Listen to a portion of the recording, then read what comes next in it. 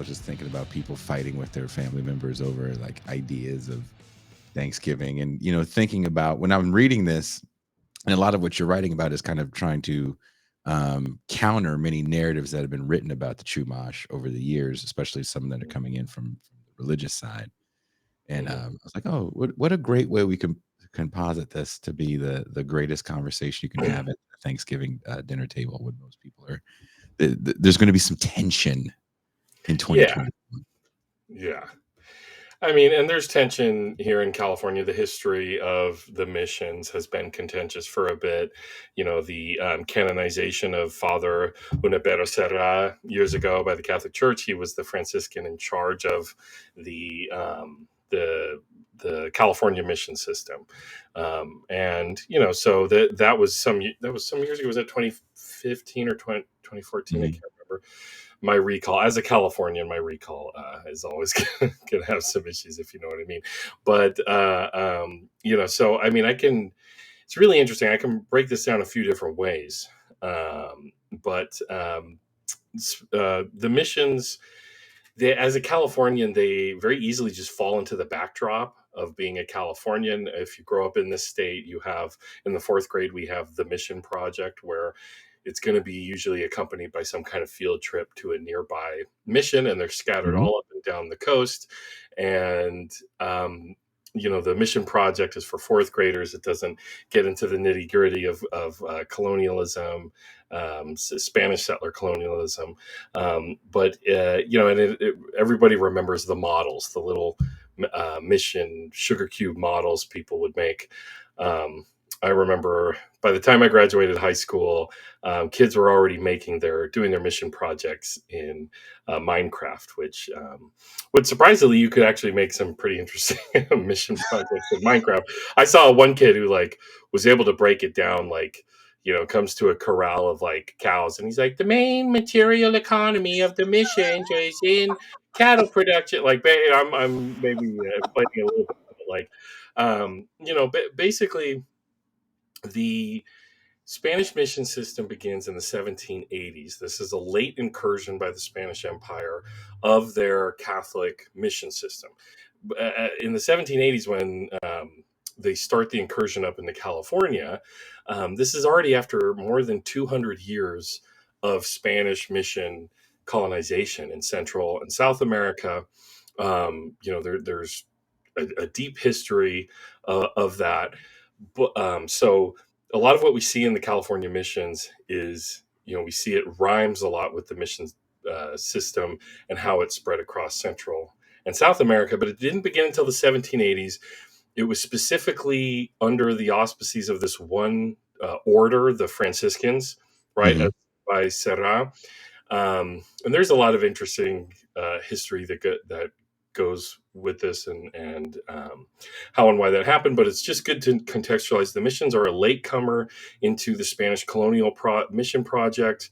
The Spanish crown was even more interested in secularizing the missions, meaning he didn't want to have to rely on priests that might have been more had more sympathies to Rome than they do to Spain as an empire, right?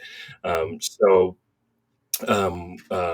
help keep me on track as we go along here. I could lose my train of thought. No, no, no, that's fine. We get Well, it. because it's so complicated. But it's fascinating to know that violence and resistance, like violent resistance by indigenous people, always like completely coexistent with the missions. As long as the missions were around, and Spain was a European maritime empire, so these things hugged the coasts, they hugged waterways, they went up riverways in Central and South America, and you have patterns of indigenous resistance. From the outset, you have patterns of population loss from communicable diseases. You have patterns of the destabilization of traditional foodstuffs by the invasive species of plants and animals that Spaniards bring. And the California mission system begins again in the 1780s because Spain and the Spanish king is freaked out that Russia is starting to incur into what they see as their turf, the Spanish Empire. So they shoot all the way up along the coast. The first California mission is Mission San Diego, and then they get as far north as Monterey, San Francisco. Monterey will serve as like the capital, basically, of the Alta California. California, as we know it today, was Alta California, Baja California, Upper and Lower California. Mhm. Now, I still haven't even got to the Chumash. This isn't fair. I didn't start That's the okay. story. We need a And backstory. We need yeah, we need to understand context first. So this is totally fine. And I was going to ask you a contextual question. So Where you at? I can't you're see you. fine. I will shut you up when it's time to ask the serious question. You're good. Where are you Keep at? going. I can't see you. I can't see. Oh, okay. Good. So yeah, All let's about talk you and your about beard. the Chumash. Mhm. I grew up here. I live in Santa Maria, California. That's in northern Santa Barbara County at the county line between Santa Barbara and San Luis Obispo counties. These counties are named after the missions. So We're do gonna you think of yourself as being from Southern California? we call ourselves Central Coast, baby. We're Central Coast, Okay, and but you know who it's else so calls dumb. themselves Central Coast? People Everybody, that live 2 hours north of you I'm in like sure. Monterey. Yes, they're So Central Coast because they're not. There's literally shirts around here that they just say two things: not LA and not the Bay, and it's just like, oh, come on, dude, who cares? Or I yeah, we made our phone code like 805, our area code 805, and yeah. kind of thing. Yeah, yeah. You have a Don't beer. care. Yeah, yeah, well, Yeah, yeah. you have a That's the beer. Firestone Walker Brewery. Yes, yeah, 805. It's a whole thing. It's a brand. You That's like don't a say branding hella exercise. there, and I feel like it's Southern California. I mean, And there's more Dodger People fans. said hella growing up. There's a lot of Dodger fans here. The Central Coast is okay. The Central Coast is actually super interesting. So It let's is. talk about material economy. Let's talk about dialectical materialism in like the context of the Chumash. The Central Coast. If we were to look at a map of like the Santa Barbara area, that's where California corners, right? And that's Point Conception. There's also the mountain range, the San Rafael mountain range there. That is like part of what makes Santa Barbara so beautiful is this mountain range behind it. Yes. But that mountain range is a natural barrier between a lot of the ecosystems of northern and southern California, and they meet here. So California is one of the most ecologically diverse states or areas of the North American continent. Then along here on the Central Coast, we have some of the greatest ecological diversity within this area because we have these two areas that are bumping up against each other. The Chumash are the indigenous people who the evidence of their living along the Central Coast.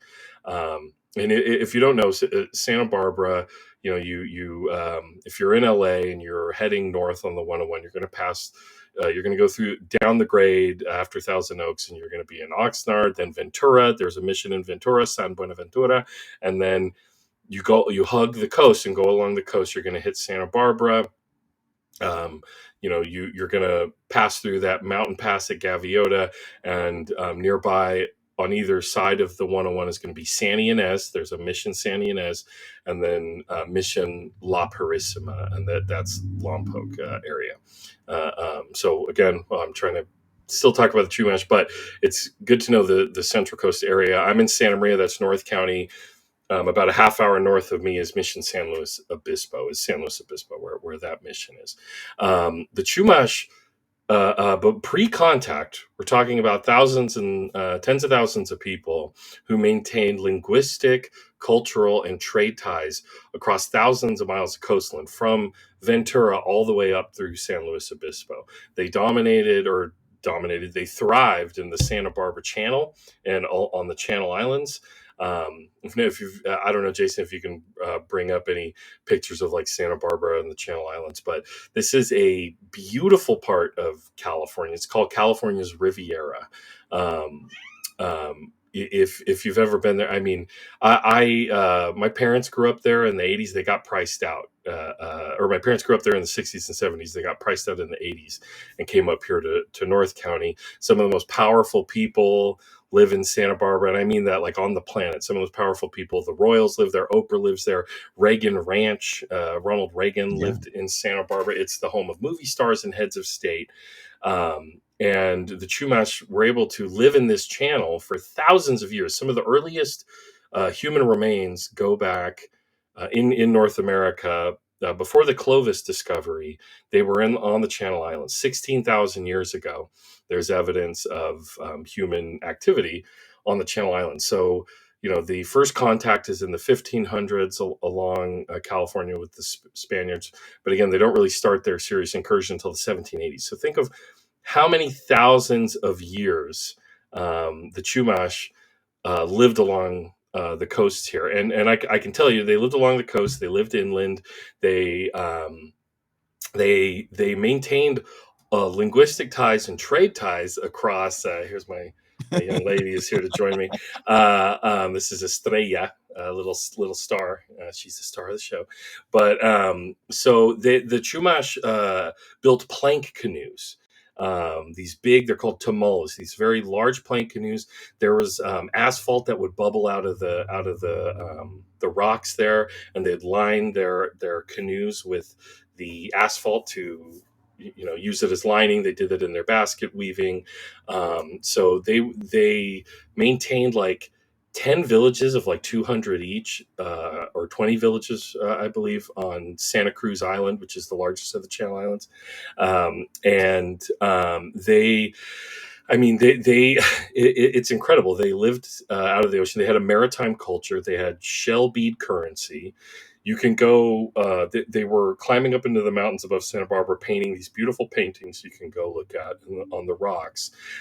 We can go way inland into the mountains, into what's today's Los Padres National Forest, and we find that there's archaeological sites of their villages and their encampments miles and miles inland, and they're loaded up with mussel shells and clam shells and the same bead currency. So they're maintaining trade across miles and miles of inland, across miles and miles of coastline. They lived in abundance, and it's interesting because when the Spaniards first encounter the first real uh, um, uh, like I said, excursion was in the 1500s, and but they didn't stay long because this was a boat excursion. So they popped along the coast and met a few people, and they were just loaded up with fish. They just had all this stuff to share with them. Were interested in meeting them, but then later we have the Portola expedition,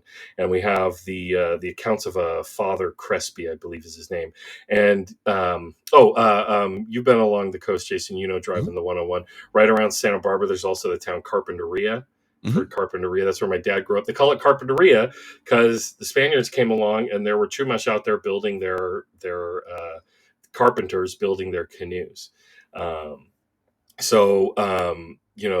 The part of, hey, it's my wife. Thanks, baby.